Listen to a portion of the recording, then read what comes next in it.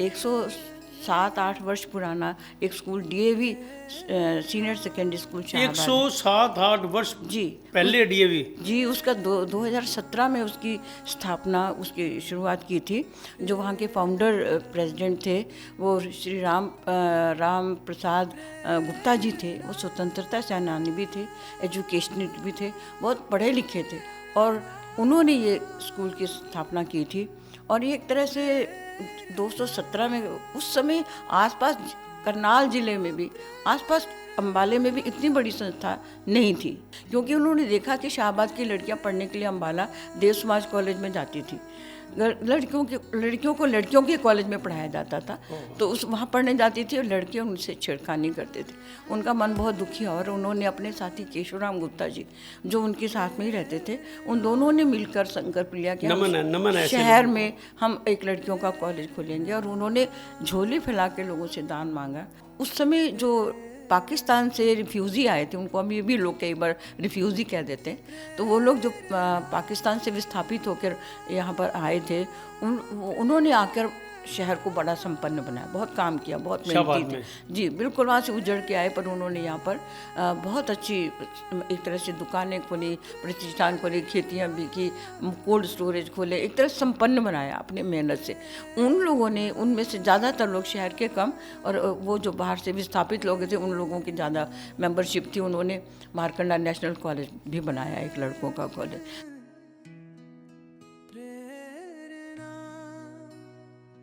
नमस्कार, प्रेरणा वाणी केंद्र से मैं जय भगवान सिंगला। आज के हमारे इस प्रोग्राम में हमारी विशेष मेहमान हैं डॉक्टर रमन कांता शर्मा, जो जानी मानी शिक्षाविद हैं। मैम, आपका इस प्रोग्राम में बहुत बहुत स्वागत है। सबसे पहले तो मैं जानना चाहूँगा, आप हमारे दर्शकों को ये बताइए कि आपके जीवन परिचय के बारे में।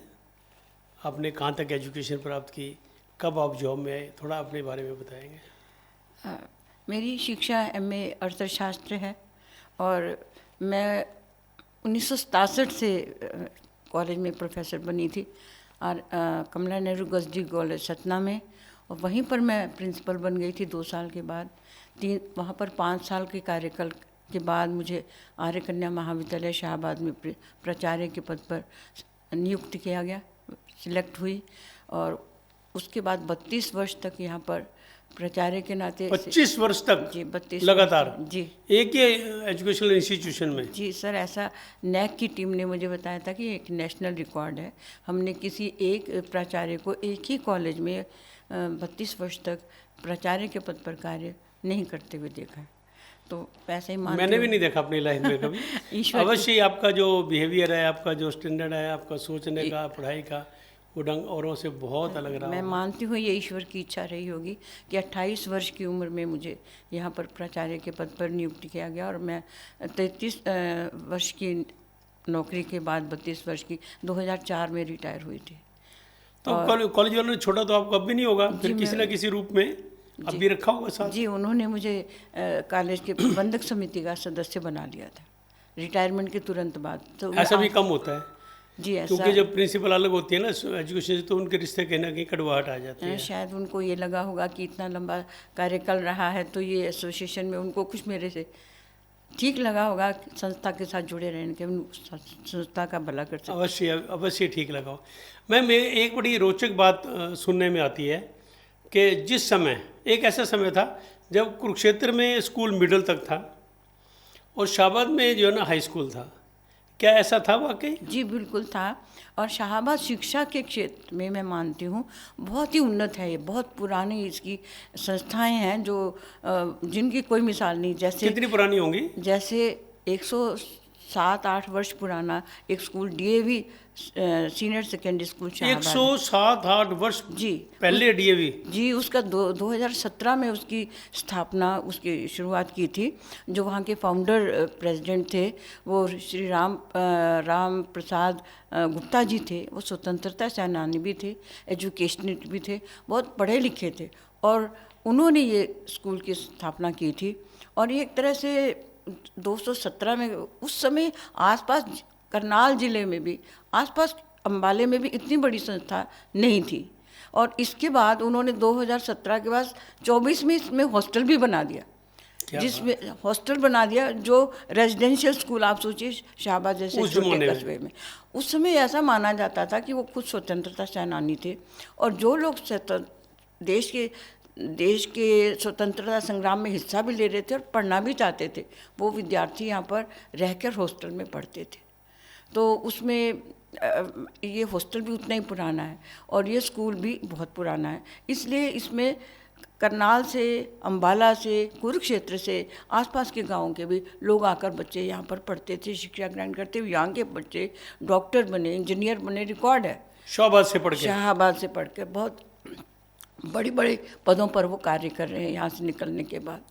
तो इसकी ये राम प्रसाद जी की स्थापना की हुई थी, उसके बाद भी वो वर्षों तक वो इसके प्रधान रहे और ये संस्था आज भी चल रही है, अपना स्टैंडर्ड मेंटेन किए हुए आज भी। जी बिल्कुल। उस समय उसके मैं जब इस कॉलेज में लगी थी तो मैंने डॉक्टर श्री हजारी प्रसाद नैयर जो थे, हजारी लाल नैयर जी, उस समय इसके प्रिंसिपल थे। वो 69 में रिटायर हुए थे, पर उनकी चर्चा 72 तक होती रही, उसके बाद भी होती रही कि वो बहुत अच्छे प्रशासक थे।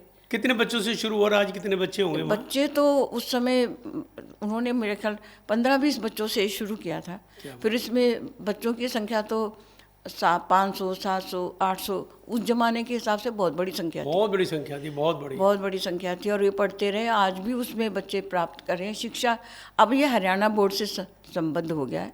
उसी स्कूल की हॉकी शुरू हुई थी जिसका आप नाम सुनते हो, वहाँ पर सबसे पहले हॉकी का ग्राउंड था जिसमें बच्चों ने खेलना शुरू किया और कई ओलंपियन निकले और वहाँ इंडिया की टीम का कैप्टन भी। बड़ी सोच रही योग्य आदमियों की, कितनी बड़ी जी, कितने भाग्यशाली रहे होंगे जी बिल्कुल, जिन्हें बच्चे ओलंपियाड निकले, ओलंपियाड में बच्चे निकले। और एक वहाँ पर कोच थे जो हरियाणा गवर्नमेंट के अपॉइंटेड कोच थे, बलदेव सिंह को हमने ऑनर किया यहाँ पे। हमारी हॉकी टीम जो उन्होंने जीत के आई तो हमने पूरी टीम को अपने यहाँ ऑनर किया। शाहबाद में हॉकी की नर्सरी एक तरह से उन्होंने बनाई, नर्सरी बनी हुई है। और पहले उन्होंने डीएवी स्कूल में शुरू किया, उसके बाद उन्होंने खानेवाला से एसजीएनपी स्कूल लड़कियों का स्कूल है, श्री गुरु नानक प्रीतम गर्ल्स हाई स्कूल, उसमें शुरू किया। फिर मेरे कॉलेज में भी उन्होंने ग्राउंड बनवाया, मेरे कॉलेज में हॉकी शुरू की।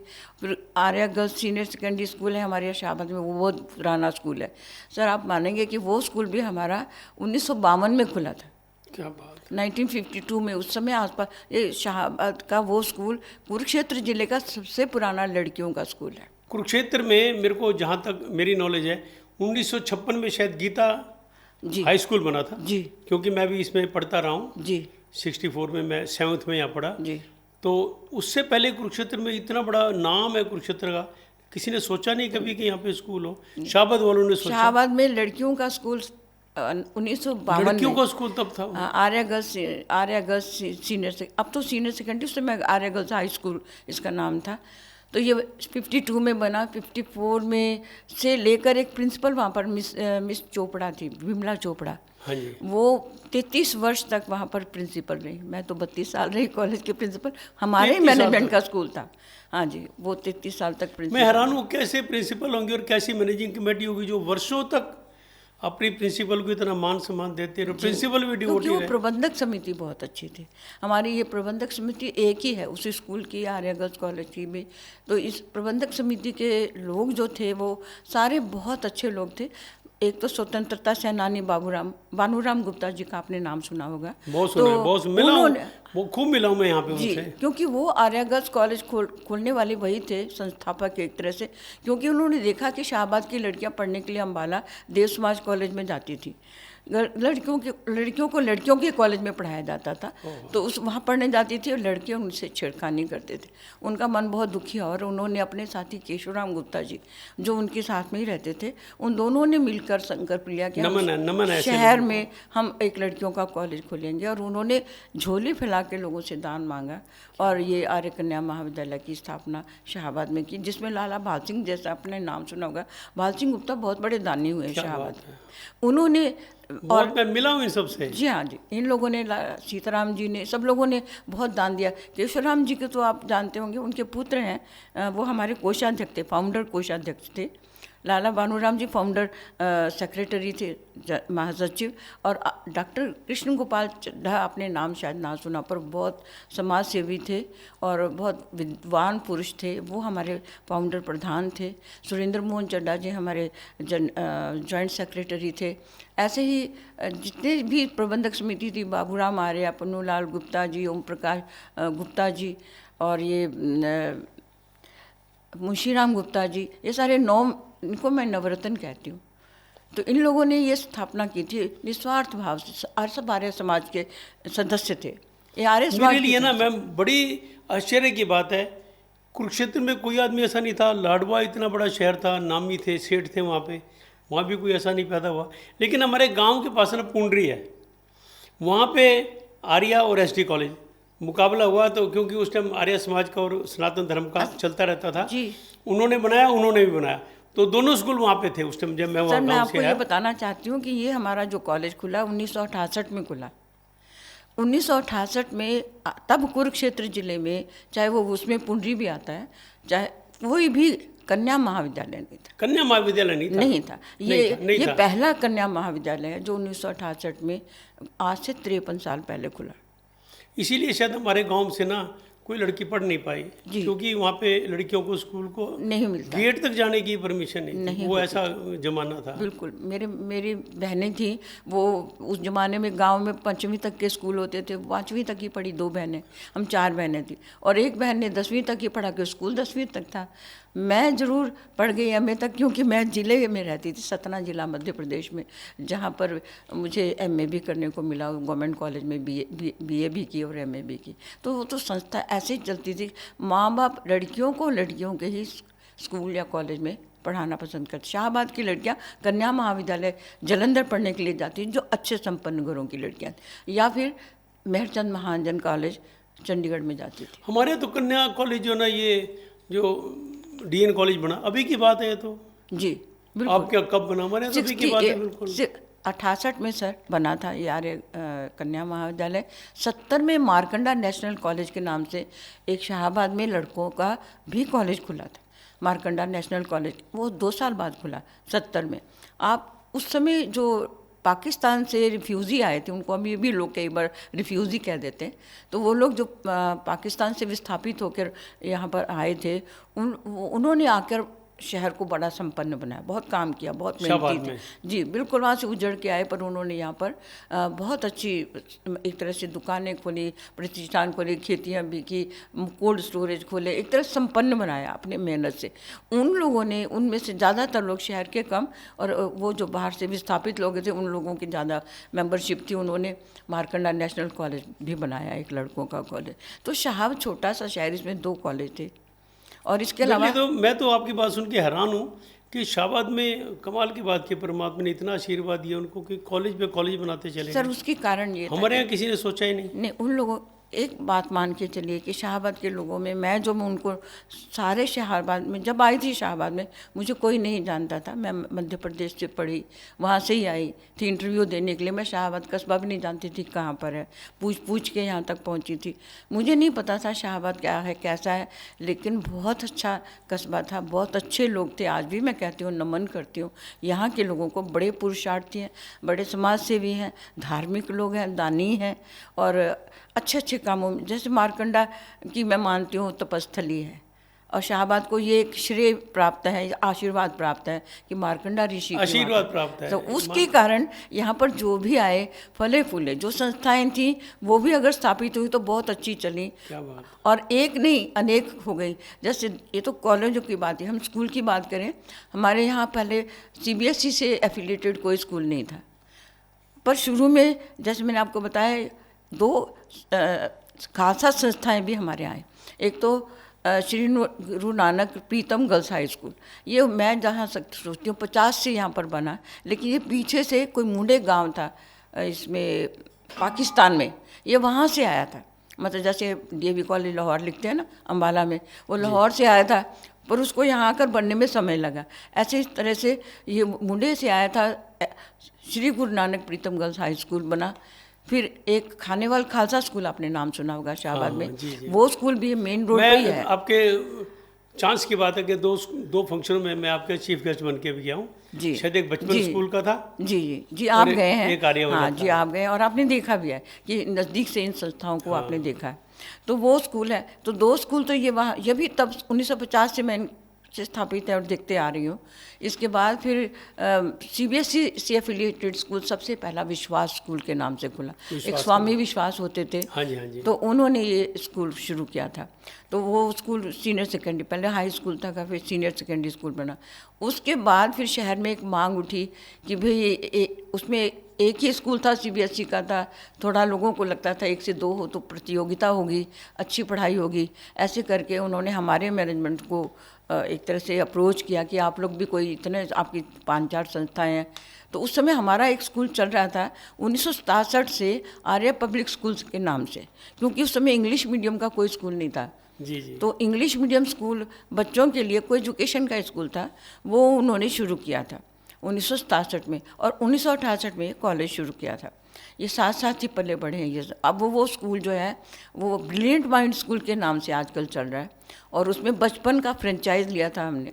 और मैडम आपने सारी उम्र एजुकेशनल इंस्टीट्यूशन में लगाई जी। तब के सेंटर में और आज के जो पढ़ाई का जो माहौल है ना जी, उसमें कितना फ़र्क आप समझते हैं? बड़े संक्षिप्त शब्दों में बताइए, आपके क्या फ़र्क समझते हैं? देखिए एक बात हम मान के चलते हैं, जो उस समय के लोगों में, चाहे वो टीचर थे, ह्यूमन बीइंग, चाहे वो टीचर थे, समाज के लोग थे, पेरेंट्स थे, बच्चे थे, उन सब में सिंसेरिटी थी, कुछ सीखने की इच्छा थी।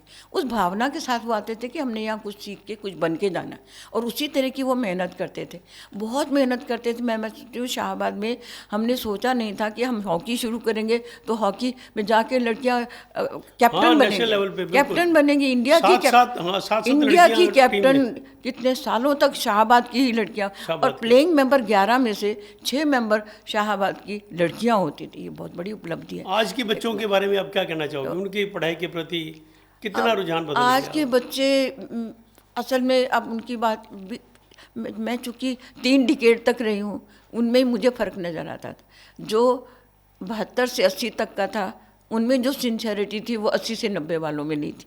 जो 80 से 90 वालों में थी वो 2000 तक वाले में। और आज की स्थिति ये है कि वो सोचते हैं कि जाना ही ना पड़े कॉलेज में, हम डमी स्टूडेंट होके पढ़ लें तो कितना अच्छा है। आप हमारे दर्शकों को क्या मैसेज देना चाहोगे? मैं दर्शकों को ये मैसेज देना चाहती हूँ कि शिक्षा एक बड़ा पवित्र कार्य है, और इसमें जो लोग भी आए हैं, शिक्षक बन के आए, चाहे प्रबंधक बन के आए, चाहे वो पढ़ने के विद्यार्थी बन के आए, उनको इसमें शिक्षा में अगर आना है तो उतने ही सिंसेरिटी, उतने ही सद्भाव से आना है कि मुझे कुछ बनना है, मुझे कुछ सीखना है, और देश और समाज के लिए कुछ अच्छा करना है। क्योंकि पढ़ने लिखने का अर्थ यही है कि हम देश के डॉक्टर बने, इंजीनियर बने, किसी भी रूप में डॉक्टर बने, इंजीनियर बने, वकील बने, या व्यवसायी बने, उद्योगपति बने, जो भी बने, देशभक्ति का जज्बा तो ये लेके आए बच्चे, बिल्कुल लेके आए। ये हम लोगों के बचपन से कूट कूट के भरा हुआ था। हम लोगों को लगता था देश के लिए करें, जो कुछ भी करें, हम नौकरी भी करते सोचते देश के लिए करें। ये जज्बा सब में होना चाहिए, क्योंकि ये देश हमसे ही बनता है, और इस देश की अस्मिता, इसी की मिट्टी से हम पले हैं, इसी के अन्न को खाकर हम इतने बड़े हुए हैं, यहीं की शिक्षा ली, यही सब कुछ, यहीं की सेवा के लिए हम अपना जीवन देना चाहिए। और जहाँ पर भी हैं हम ईमानदारी के साथ अपने कर्तव्य का पालन करें। आप हमारे प्रोग्राम में आए, आपका बहुत बहुत स्वागत है। आगे भी आपसे मुलाकातें होती रहेगी। ये प्रोग्राम यहीं तक। धन्यवाद।